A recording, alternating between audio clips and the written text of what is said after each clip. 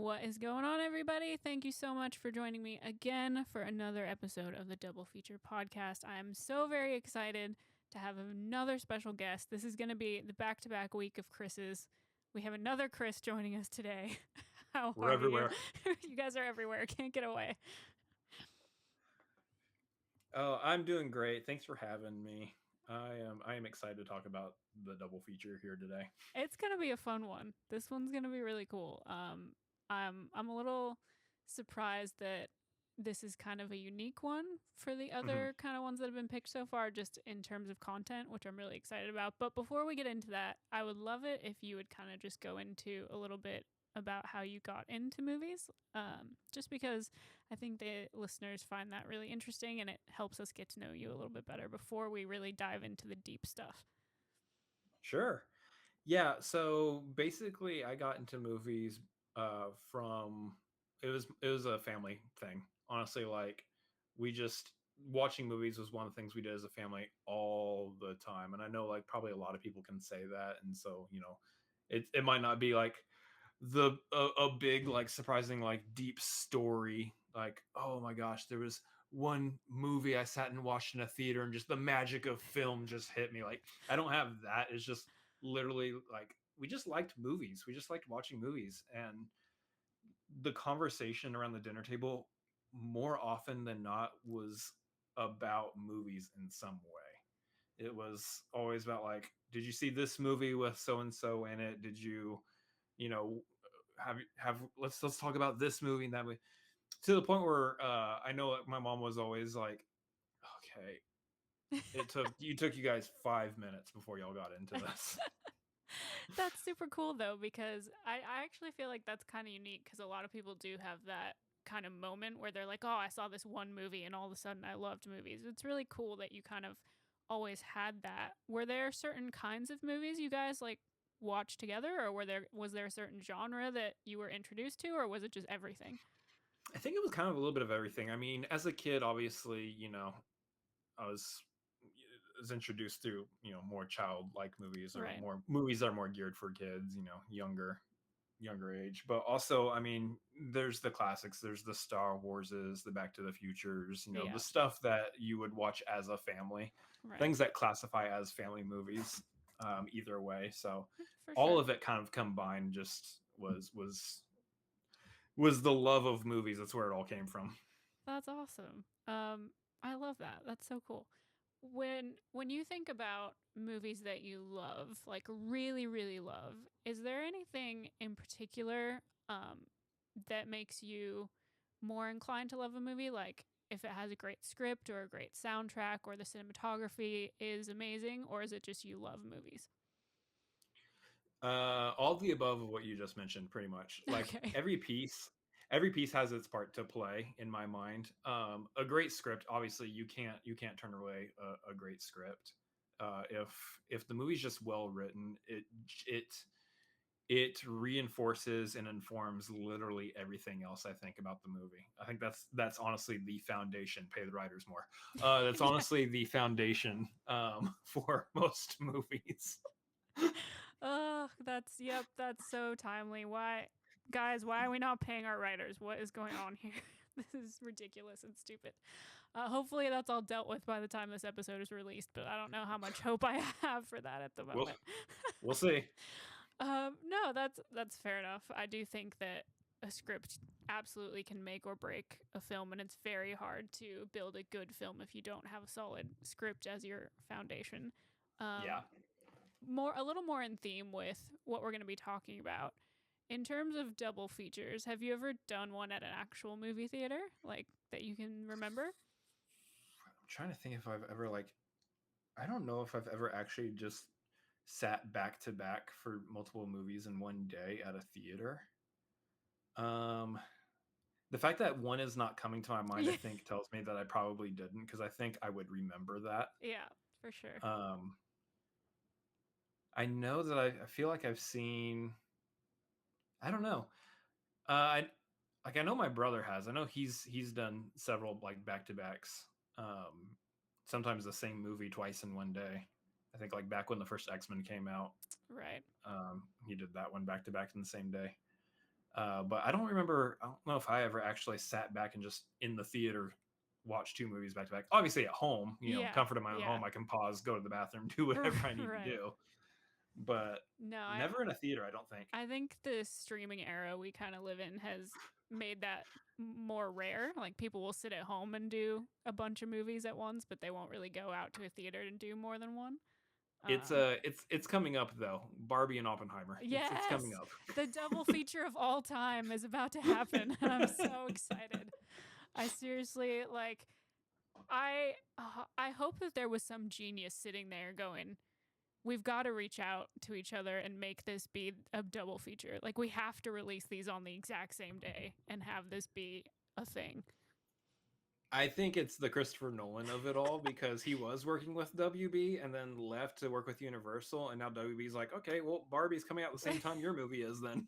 I love it so much. I seriously can't wait. The technically it wasn't a double feature, but the last time I did movies back to back in a theater was did all three Lord of the Rings movies in one day, Oof. and that was the longest day of my life, I think. That's not the director's version. That's just the regular versions, right?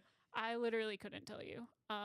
That day is all just a haze in my mind. Like I don't know. That was too much. It was too much movie in one day.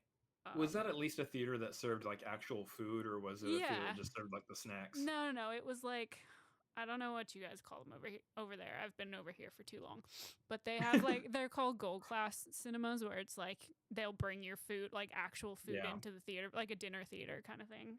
We call them Alamo Draft House over here. Oh yeah, that's right. Good old Alamo. Yeah, so that was the last like more than one movie back to back in a theater I can remember doing. But Barbie and Oppenheimer is I seriously can't wait. That's gonna be the best double feature of all time. I'm It's definitely coming.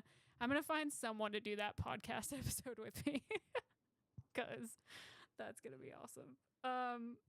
Cool. Well, with that being said, what do you think makes a good double feature? Do you think I mean outside of cuz some people have had this answer, but outside of something being part of a like a trilogy or a saga or the IP is the same, what do you think makes a good double feature? Honestly, I don't know that there should be any hard and fast rules to a good double feature. I think it literally should come down to if you want to watch two movies that you enjoy for whatever reason back to back, you can go ahead and do that. I mean, obviously, in terms of these double features that you cover on here, there's some kind of connecting through line, and especially the one that I have here today, there's a connecting through line. But I think, as I was like trying to pick out, like, okay, I want to pick out a double feature of some sort, I'm going through movies that I like and I'm sitting there looking at them. I'm like, none of these movies I can connect with the other ones, but I would literally watch all these movies back to back. I mean, like La La Land, Moneyball, Ford versus Ferrari, Yeah. The Martian, Secret Life of Walter Mitty. Like these are all movies that I have that I enjoy. Chef, like all of these movies, like you could probably find some kind of like through line for a couple of those, like maybe Chef and Secret Life of Walter Mitty. You can find a connection to, but for the most part, like none of those like really are like overtly connected to either any of the other ones. But I would sit down and watch all those back to back because those are movies that are comfortable to me. I like those movies. I enjoy those kinds of movies. Yeah. So Yeah. Yeah. Well, I think it's interesting because when I reach out to people to do this show, I never give them any guidelines of what they have to pick or how they have to pick something. Everyone has just kind of made their own assumption that it should have some sort of connective mhm. tissue. But like that's just kind of what everyone falls into. But I'm waiting for someone to have the chaos pick where they're just like, no, these are just two movies that I just love and they don't really have anything in common and we're just gonna talk about them. But like I just think I think it's funny because everyone I've done so far has some sort of like theme Waiting for because someone to come in here with the Cars and Requiem for a yeah, Dream. exactly. Like I'm just waiting for someone to be like, there's this one and there's this one, and they're not the same genre, and they don't have any of the same themes, and like there's nothing there. I know it'll happen one day, and I'm so excited to see what kind of chaos that ends up being. But that is not the case today. Nope. I would love for you to introduce the double feature that you picked, and because there is connectivity there, is that the only reason you picked these, or what actually led you to ultimately make this choice? There's a couple things. So yeah, the double feature I picked today is Arrival and Independence Day, which all of those people at home who have seen these two movies can probably figure out what the connective tissue is here, and it's alien invasion. Yes, good And old alien invasion. there's a million and a half alien invasion movies. Like I could have probably done Independence Day with like Mars Attacks or something like that, or any kind of, or The Day the Earth Stood Still, or War of the Worlds, any kind of any movie like that. I think you can kind of replace almost either one of these with those. But I liked these two movies back to back because um, the the juxtaposition of them is so very different.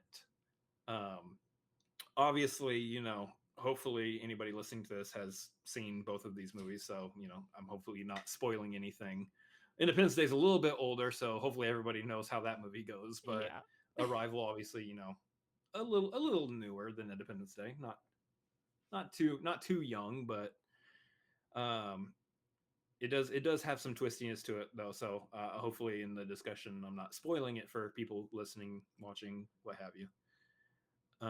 But yeah, I like the juxtaposition of those two movies because one obviously is aggressive aliens, the other one is aliens who are here to give us something and to be of service and of goodwill to us. And I liked the juxtaposition of those two things. I think that was a really interesting way of looking at it. So I think this double feature kind of works and kind of doesn't, depending on the order you watch them in.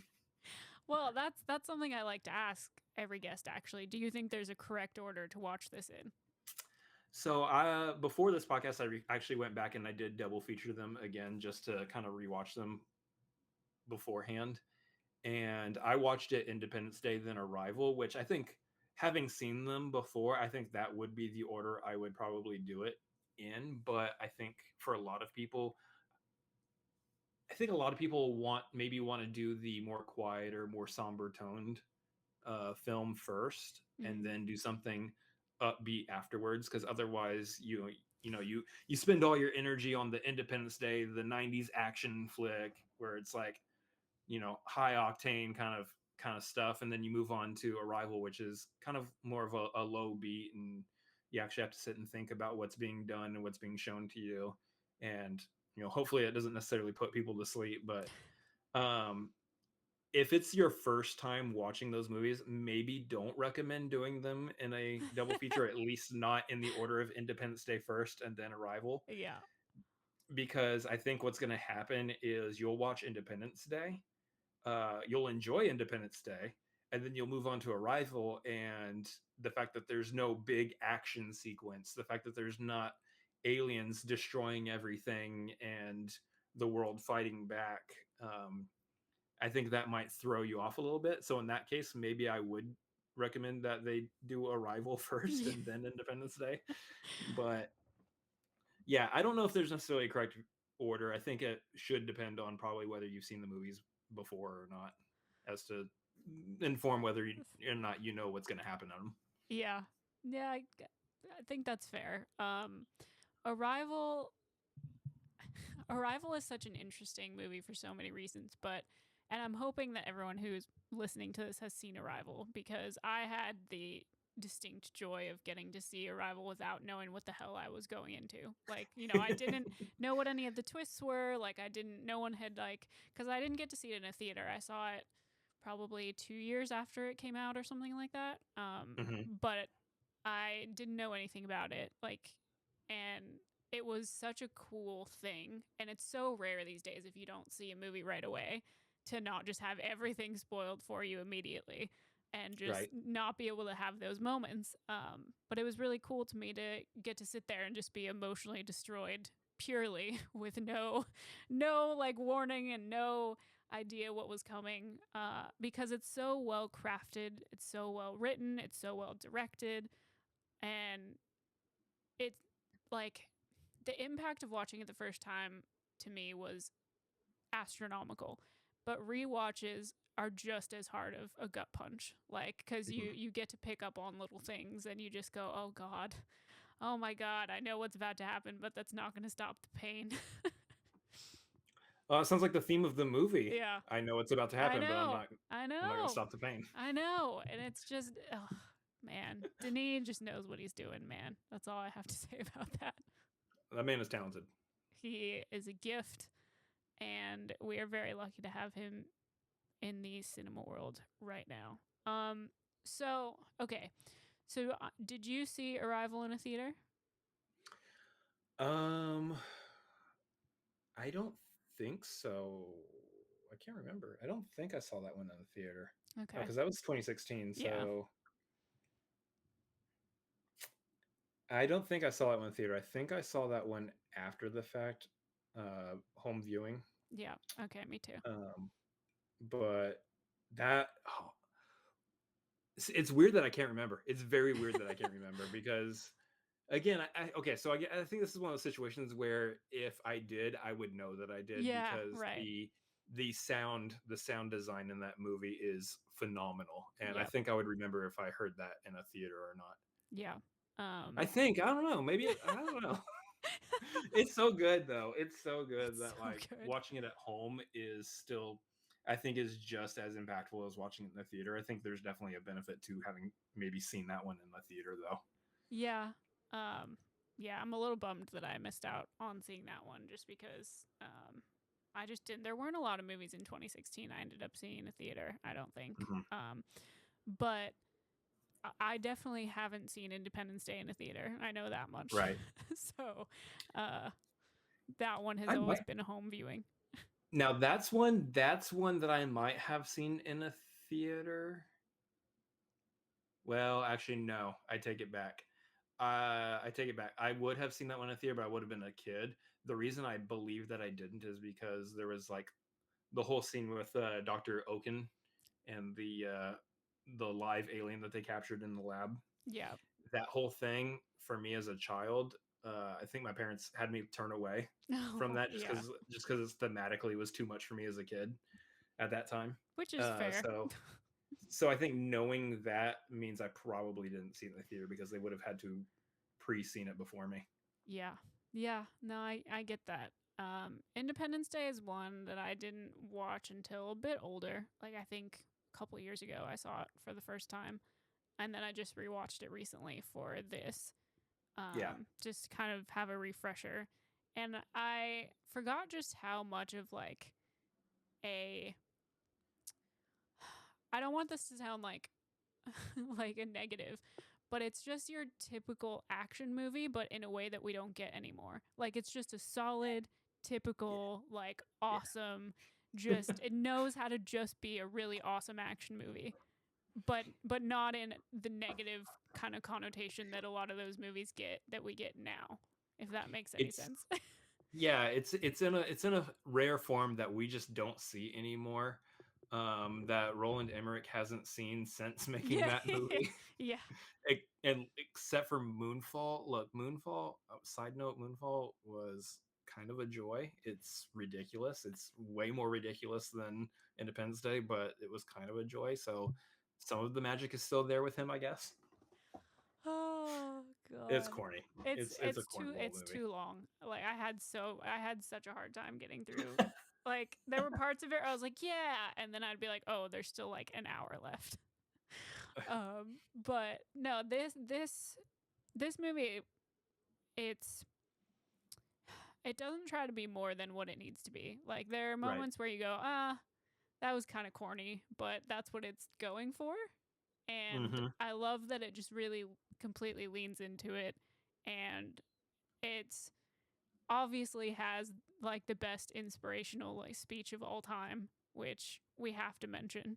I mean, it just doesn't get better than that. Like Yeah. I just don't know if it'll ever be topped, to be honest. When I was rewatching both these movies, I was actually watching it with a friend who hasn't seen either one, and she was like, she was like watching both of them for the first time, and I was like, yeah, here comes like the best part of the movie. This is like so. Me and my brother on our YouTube channel, we do this thing called the Marquee. It's a tier ranking. It's a tier ranking show Yeah. where we try to like tier rank different genres, movies, all kinds of different stuff within the movie world. And I was just thinking, like, man, if we did one on movie speeches, Oh, top of S tier, yeah. very top of S tier is the Independence Day speech. I don't think there's been a better speech in a movie. No, see that's first place for me. Second place, and this is probably really controversial, but second place for me is the canceling the apocalypse speech from the first Pacific Rim movie. That is second. It's It's second place for me. Like it's not bad. it's It's pretty not high up bad. there. It's pretty high up there, especially with Idris Elba. Like you can't like how can you be like, oh no, that's a bad speech? No, no, I would do anything that man told me to do after making that speech. Like uh, ready to I would do go. anything that man told me to do before he made that speech. Well, that too, but definitely after. No, that would actually be a really crazy like tier ranking to try and do like best movie speeches of all time, Yeah, like it would inspirational. it would be fun to at least even come up with the list. Yeah, I'd have to think about it, yeah, but yeah, those would be that would be a pretty like deep cut like list. You'd have to do some real thinking to yeah. come up with that one, but Probably throw in like Braveheart, all that yeah. kind of stuff. Anyway, that's we're we're rabbit trail. we're tangenting. It's fine. Yeah. So I also think it's funny because you watch both of these movies and there's very clearly a large jump in technological capabilities in Oh yeah. terms of just the visual effects and this kind of stuff that you're getting. But Hmm. I just can't help but be charmed by everything in Independence Day. Like it's just like even when you're like, wow, that's the worst green screening I've ever seen, you're like, fuck yeah, that's awesome. Yeah, there's definitely some moments, like especially at the end when they're watching the crashed Yeah. alien ship burning, and it's like, oh, they're definitely just staring at a green wall right now. Yeah. Yeah. Like they don't even try to make it look like there's any depth of field or anything. Like it's just literally a wall. Yeah, for sure. There's a lot of stuff in Independence Day. Like, look, is the does the movie have like some dated visual effects? A little bit, yeah, because especially when the aliens are like blowing up the different cities and everything, I'm like, that's definitely a toy model Yeah. that's blowing up right now. I can tell that's a toy model. That's not, you know, but obviously, like if we made Independence Day now today, which we're not, let's not mention the I was sequel. gonna say I Um, have no idea what you're talking about. There was never uh, a sequel. I don't no, no. it's a standalone movie. Didn't need a sequel. Doesn't have one. Um, But yeah, if they were to remake that movie today, obviously it would not have the same charm. I think there's something to the obviousness now of the practical effects that they use to like blow up like the cityscapes and everything. Yeah. I think it's just there's just something magical about it. It just works for Yeah. that movie. 100%. Well, I don't know if I've ranted about it on this particular podcast, but I definitely have on some podcast or something before. But I'm such a practical effects person. Like I get that not everything can be practical and probably shouldn't be now that we have the technology we have, but I'm a firm believer that you have to mix some form of practical effects in, otherwise everything just feels fake to some degree. Like VFX and technology can be so good and look so real, but for me, it's like there's something in my brain where if none of it is tangible, like I have a hard time grasping Right. onto it. Like, and Yeah. that's kind of why I find movies like Independence Day so charming and so refreshing because you're like, yeah, it kind of looks fake, but at the same time, it's like you can tell it's like a real model car that they're blowing up, or like you know what I mean. Like there's some form of realness to it that at least I can connect to. Whereas, a lot of the time now I see stuff and I'm like, no, I can't actually tell that that's all digital, but I can feel it. Yeah, I think if I were to pinpoint another movie where you can kind of see it both ways a little bit, it would be the Avatar movies, Mm, wherein they still use real humans within those movies, so there is still that tangible yeah, feeling, and it's obviously all shot on a set. Everyone's actually there on a set shooting that movie, but the movies themselves are still mostly animated, yeah, more or less. yeah, So you kind of get the best of both worlds with what you're talking about there with those movies. yeah, 100%. Um, I think that it's really weird, like going back and watching a movie like Independence Day now, um, it's kind of wild to look back and see like the young Will Smith and the young Jeff Goldblum and Bill Pullman, and Yeah. you see all these guys that at least like most people our age would have grown up with in some form or another. Hmm. And it's just, I don't know, it almost feels like, and I know it's been quite a while since the movie's been released now, but it almost feels like a completely different timeline almost that you're It looking back does. on. Yeah. Like it feels like this is the world. It didn't go in the direction that we actually went in. This feels like a world that's going in a completely different direction Yeah, somehow. yeah, and it's like I didn't really think about it that way until I sat down and rewatched this movie specifically for this, and I was just like, the I feel like the after this, like the timelines branched off, and these people are not not the ones that we grew up with. I mean, yeah, I mean, especially if you go back and you look like at the themes of the movie and everything. Both movies, honestly, both Independence Day and Arrival have themes in them about the world uniting in some way, like setting aside our differences and let's all work together and be like one humanity. Like literally, both movies do that in some fashion. Whether it's in Independence Day, all of humanity is uniting as a front against the alien invaders, or in Arrival, it's we are all uniting in peace with this gift that the aliens gave us of this new language and how it works and everything within our society now. Like it's interesting. There's like a story of like peace on both, and we look at the world we live in today. Not to dive too much into like real life and everything, but the world did not go in either one of those directions, and it hasn't. No. Well, and something jumping off of that I think is also interesting is Independence Day, when everyone bands together and decides that they're gonna, one humanity, one Earth, like we're gonna take this down. Mhm. It's literally like America's like, yeah, we're doing this, and every country's like, hell yeah, we're doing this. It's just like immediately like we are in. And then you watch Arrival, and it's like they're so distrusting, and it takes so much maneuvering, and it takes so much like time and like effort for them to even agree to like share information, which I think is fascinating because I think that Yeah. very much fits what you were just talking about, somewhat a reflection of the world. Like the thing that Independence Day does, the way that it does that, I don't think works anymore. I think Arrival makes the most sense of like being really distrusting and really having to finagle your way into sharing information and working together, because even working together in Arrival like isn't really working together, and I feel like that's very reflective of where we are now.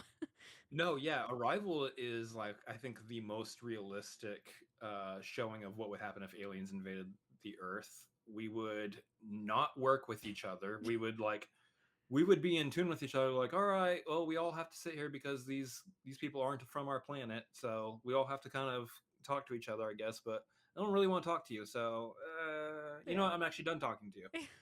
And then it will take literally a supernatural event of an alien saying, hey, by the way, language works a different way than you know. It's time and all of that isn't linear, it's a circle, this kind of stuff. Also, you're going to need to hop on the phone with another country and tell the leader over there something that you wouldn't possibly know about them in order for just anything to actually get done. Like you have to do something incredibly crazy and out of reality in order to bring everybody together and hey, get on the same page, everybody. Yeah. Yeah, that feels so depressingly accurate.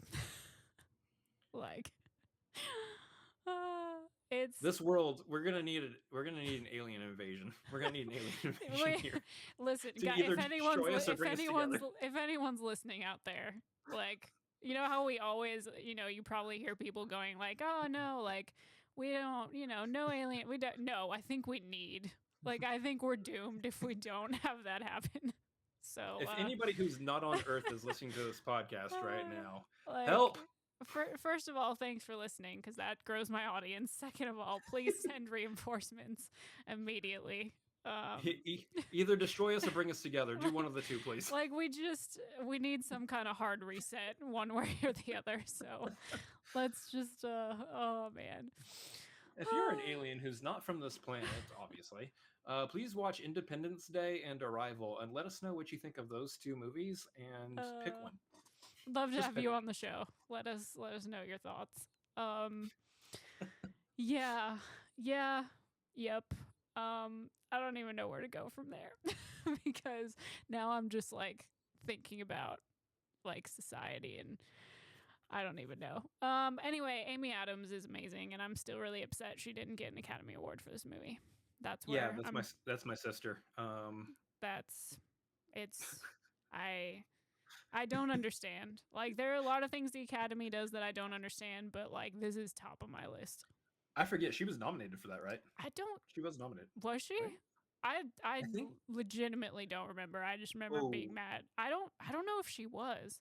we're going to check in real time. Is what we're gonna do. Uh but it's a crime either way. So Yeah, it's 100. Like she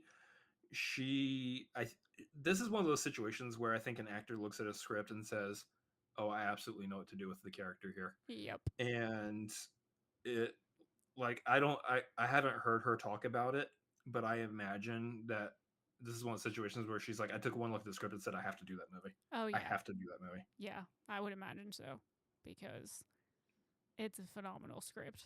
It's just Um, gosh, where is it? I scrolled right by it. Where are the awards? There it is. Uh, Nominee for Best Picture of the Year, winner for Best Achievement in Sound Editing. That makes sense. yeah, that tracks. Let's see. It doesn't look like she was Yeah, nominated. I don't think she was, and I remember being pissed.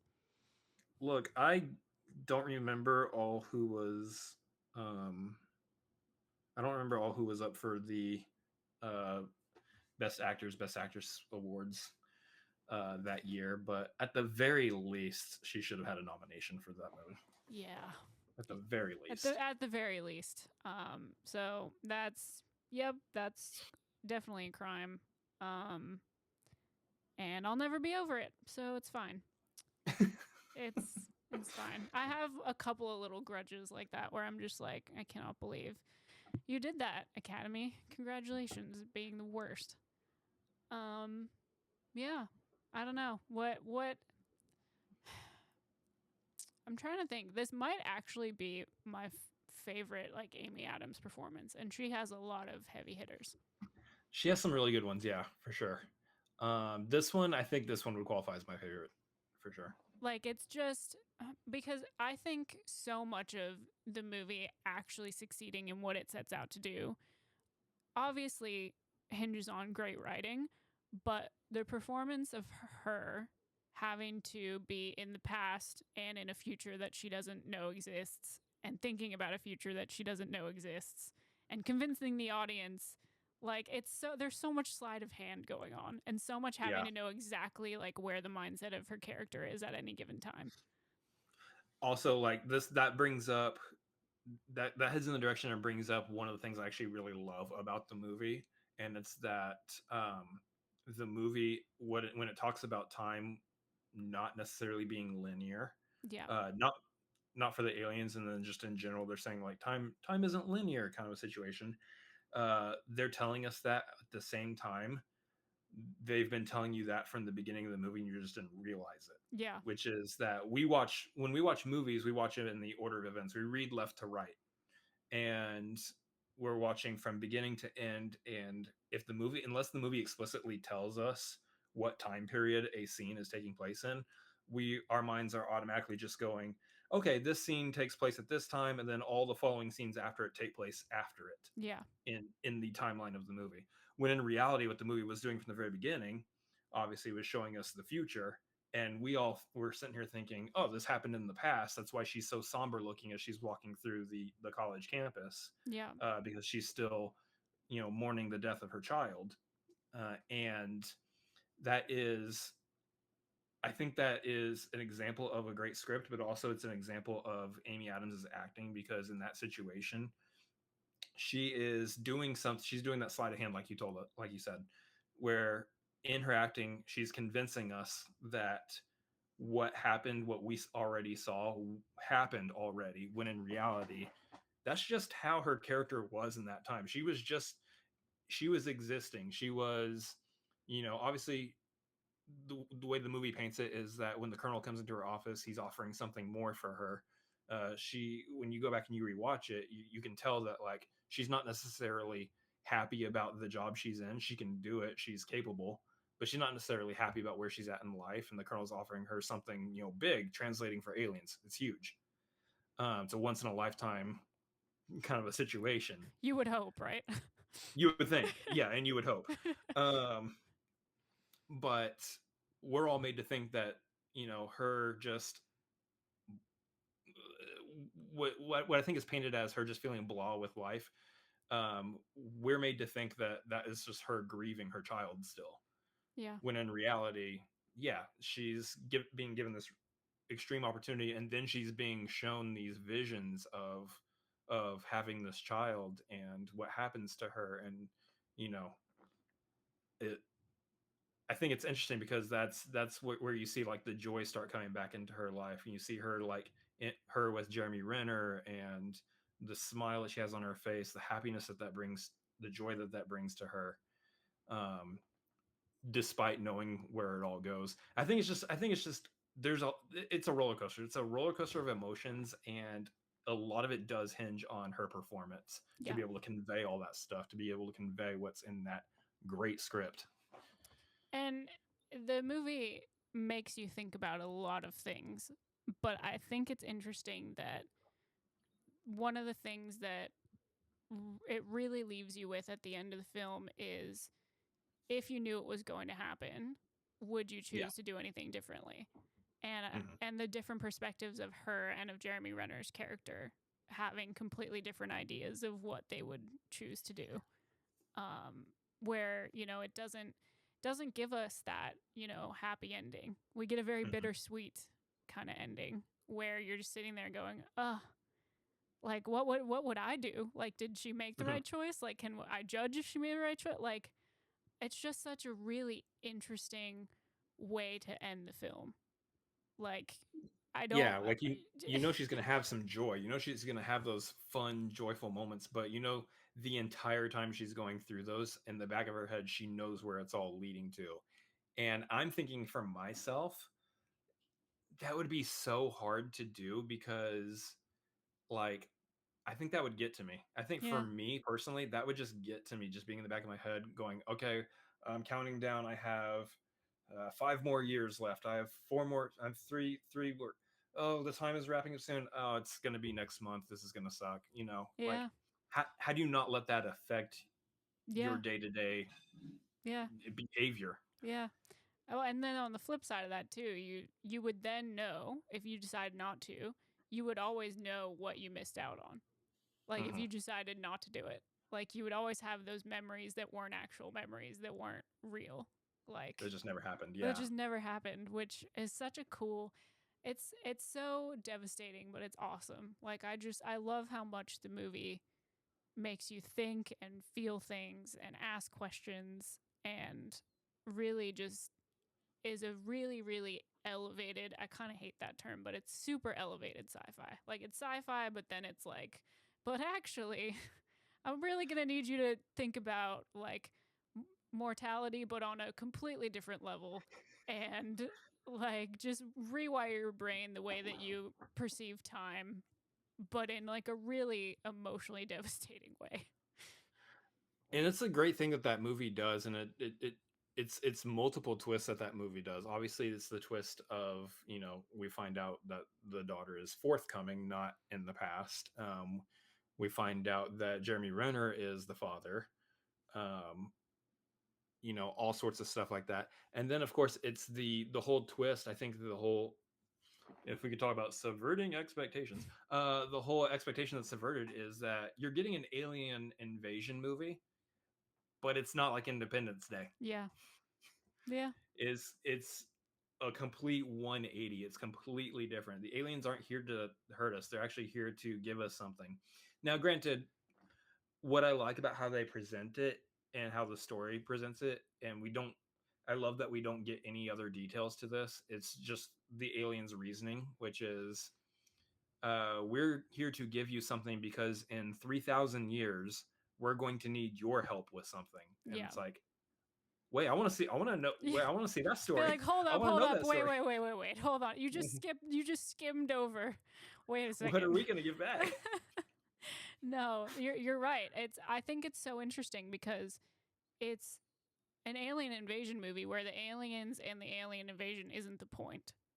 Right. Like Exactly. like they're there, but that's not really the actual point of the story, and it's not really the main character, and it's not really um it's just so different. And it's like you were saying, it's pretty much the exact opposite of Independence Day, where it's like, no, the alien invasion is definitely the point. Like Oh yeah. that's absolutely what you're in for.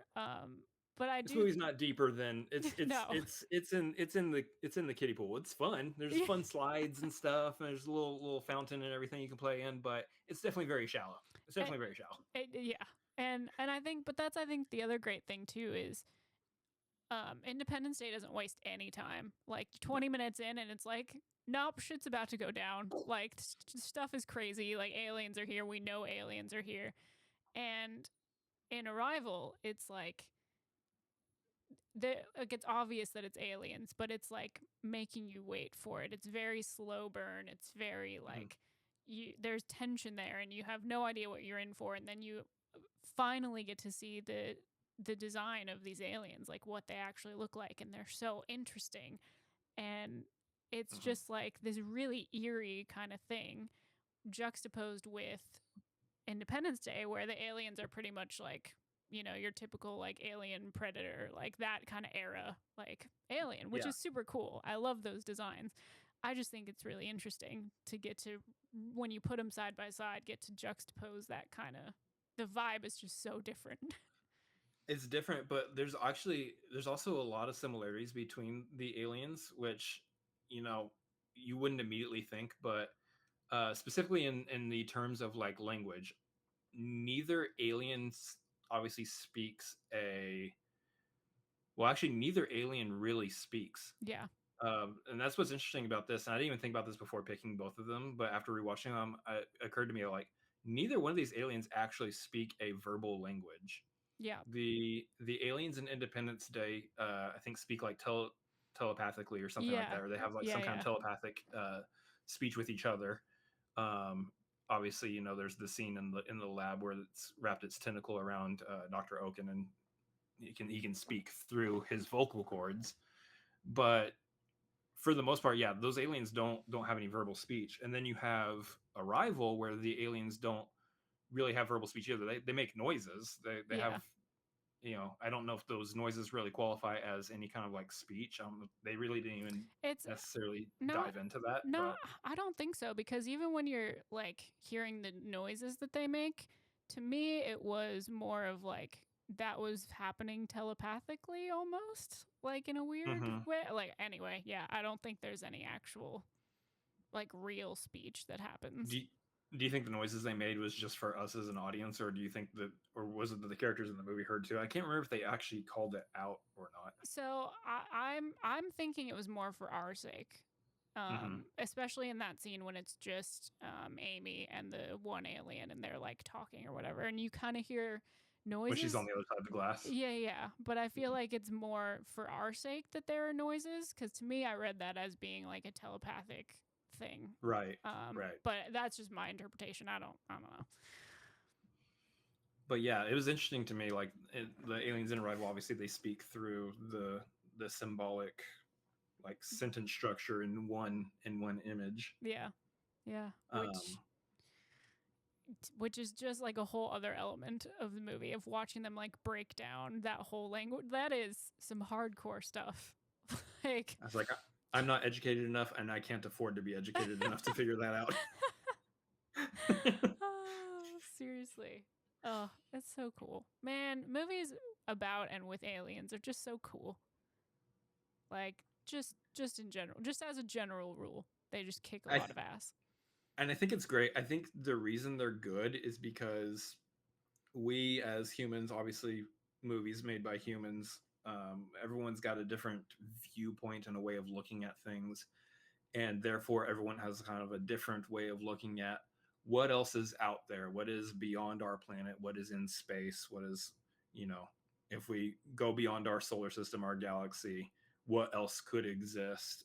And everyone's kind of got different versions of that, different ideas of what that looks like, based on, whatever their experiences growing up, inspirations from movies, TV shows that came before, what they've read in books, all that kind of stuff is all painted a different picture for them. But because of that, when you get those people growing up to become filmmakers, they'll turn around and give you different interpretations, all of which are, you know, playing to their own strengths. Obviously, Independence Day plays to its strengths, Arrival plays to its strengths. And while they both represent the same idea, they're both painted vastly differently. And I think it's a fascinating thing. Like, you can almost say that about any topic, but I think specifically about the level of creativity that goes into imagining some alien being coming to Earth, and what would they do, what would they want, how would they behave, what how would they sound, how would they try to communicate with us. I think all of that is, I think anything dealing with beyond our planet, you get you get some really fun creative stuff in film and all that. I mean, some of my favorite movies do involve going beyond Earth. Um, you know, you can't go through this whole thing talking about aliens and space stories without mentioning just the love of Star Wars. Yeah. You know, Yeah. that I think is one of the ultimate ways of looking at someone thinking about beyond our solar system and coming up with something creative, that maybe the rest of us would never have dreamed of. Yeah. Yeah.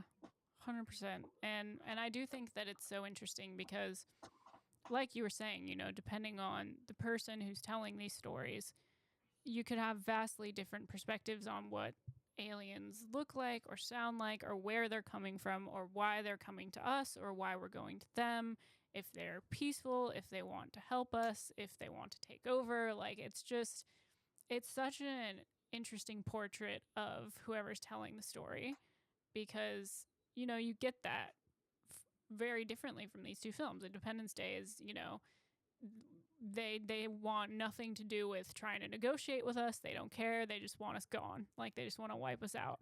Whereas They in just want our natural Arrival, resources and yeah. Whereas in Arrival, it's like, no, we're literally here to help you. Like, like, what are you doing? Like, everyone calm the hell down. Like, this is not an invasion. yeah.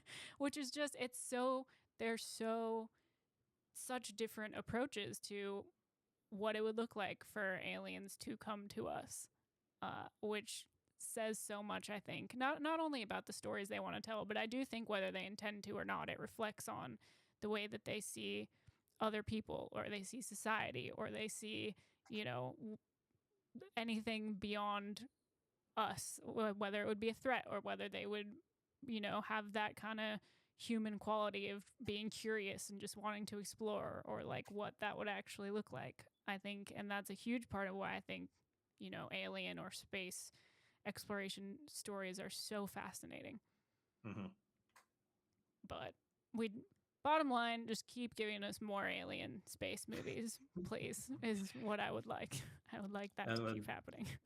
and then we can come up with other crazy, weird double features. Yes, that's basically it. Yeah, I just need crazy movies to keep coming out so I can keep doing double features. Honestly, that's the real thing behind all this. That's Exactly. just how it works. Well, unless there's anything else specifically you wanted to talk about with either of these films, I feel like we've covered a lot of ground with this. But this is your episode, and these are your movies you picked. And if there's anything else you feel like we haven't touched upon, please put it forth so we can discuss it. The only other thing that I will mention, and I think the only other thing that I think makes this a really good double feature is it shows the dichotomy of movies in general. And I know we've already kind of basically touched on it with the two vastly different ways of telling a story, two completely different genres, but they both exemplify why we love movies. Because Independence Day, I don't believe Independence Day is actually trying to reach you on any deep level and influence and inspire you in any real way except for the speech. The speech is very inspiring. Speech, So yeah. Yeah. that part aside, the rest of the movie, it's very mid 90s. It's very, it's very much just a basic blockbuster action movie, which again, quick side note, I love that that is a blockbuster that was not tied to anything else, and that is something that I would love to see studios bring back. Bring back the big explosive blockbuster that isn't tied to any previous IP. Something new, something, I hate being the one, I don't want to say like something original, give us something original, but Yeah. give us something, we don't see, like, all blockbusters nowadays really are tied to some Yeah. other IP, and they're all, I like them. They still produce good movies, but I also want to see both. Yeah. I would like to see both. Yeah. Yeah. For sure. Um, but yeah, so again, the two kind of exemplify different things we love about movies. Yeah, Independence Day being that explosive '90s blockbuster action film, Arrival being a little bit more of a heady thinker. It is inspiring. It is intriguing. It does make you think about things. It does tell a very intriguing story. One is made for one is made for thinking. One is made for challenging your thought process. The other one is made just to entertain you. Yeah. And I think that is something that sometimes a lot of people lose when they're talking about movies. They go, well, this movie was so dumb. There was nothing of substance to it. Not all movies have to have something of substance. Sometimes a movie can just be fun and entertaining. Yeah. You can just kick back, relax, throw it on, lose your brain for a little bit, and just enjoy it. And then you do have times where you should throw on something that challenges the way you think, that helps you realize or inspires you to think of something a different way, like Arrival. Which, that's not to say Arrival isn't also entertaining. It is, but it's entertaining in a different way. Yeah. It's entertaining in how it causes your brain to have to function. So that's the other reason why I wanted to pick these two. Besides the fact that they both depicted alien invasions in different ways, it also shows the two different ways that we can enjoy movies. We can just turn our brains off sometimes and enjoy and be entertained, and then sometimes we can turn our brains on and think and enjoy and be entertained. Yeah. 100%. It's definitely the perfect double feature to highlight that, which is awesome.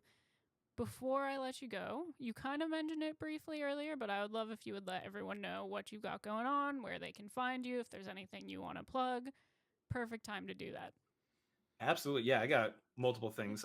Me and my brother on YouTube, we have a YouTube channel called Cinefanatics. I don't know if you can tell based on the name. On this channel, we're fanatics of cinema. We enjoy movies. We talk about movies all the time over there. We have a movie news show that we do live every week. We have our show, The Marquee, where we're ranking stuff. We usually do it once a month, typically. We do obviously all the trailer reactions, movie reviews, all kinds of your basic YouTube channel stuff that you would see. But it's just a great place to go for everybody who loves movies and likes to talk about movies with people who love movies. So come on by youtube.com/cinefanatics. Come hang out with us. On top of that, I've got a Twitch channel I stream on. You can come hang out with me whenever I'm streaming, twitch.tv/Chris Adams MLP. Come hang out over there. I'm always playing games and always, reachable through the chat, and just a good time all around hanging out with the community and building some fun times over there as well. Cool. Great. Well, everyone go check all of that out. I guess also I should say the socials too, shouldn't Oh I? yeah, At plug Chris plug Adams. it all. It's at Chris Adams MLP on Twitter, Instagram, and Letterbox is where you can find me typically. So if that Perfect. wasn't clear with the Twitch Oh URL. yeah, yeah. I mean, listen, if we're not all giving out our letterboxed information at this point, what are we doing? Basically, is what I have to say about that. It's all Um, part of it. it's all part of it. Well, you guys should all know by now where you can find me, but I will let you know just in case. At Finally Tailored, pretty much everywhere: Twitter, Letterboxd, YouTube, Instagram, TikTok, just all of the places. Just if it's online, I'm probably there. You can find me every week at the Lights on a Screen podcast with Jacob and Elena, where we talk about all of the new releases, along with what we've been watching lately, which is always a very interesting mixed bag. So please go check that out. Thank you guys so much for tuning in to listen to this episode, and we will see you all next time.